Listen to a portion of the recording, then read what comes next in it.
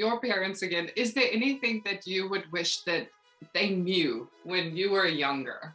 I wish they knew more about sensory issues. They kind of had an idea without the terminology because Jean Ayres was just beginning to get started on her work with sensory integration.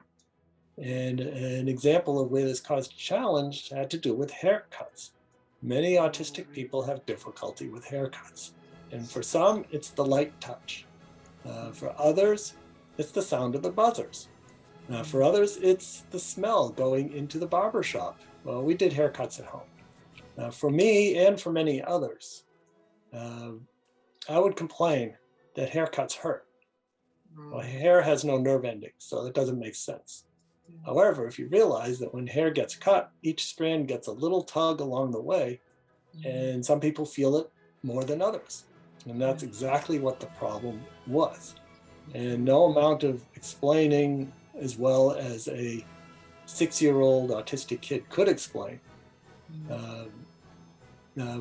enabled my parents to understand what the problem was. So had they understood more about sensory issues, had there been more information about it, I think that would have made things much easier.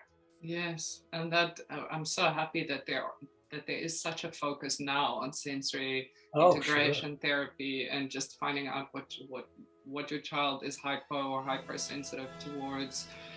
Speaking of that, though, again, if we just go back to what you said in the beginning, it's important to do those sensory activities before an outing, during an outing perhaps, and definitely afterwards, but exposing your child to these environments, because it's wonderful if some of the shops do have the quiet hour and, you know, where the lights are dimmed, but not all of them are going to have that. I live in Portugal, and that's definitely very far ahead in the agenda for the Portuguese shops to incorporate that that very important factor. But I also think that it's needed to have a child that is able to cope in these environments when you give them the coping skills, like you also mentioned. Right, and how helping that child understand where their boundaries are.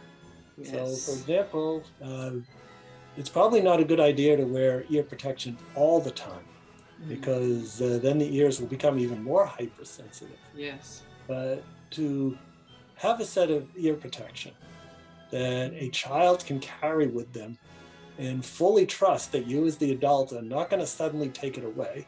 Yes. But at the same time, the expectation is most of the time it's off. But when we go into a noisy place, such as a busy supermarket, Then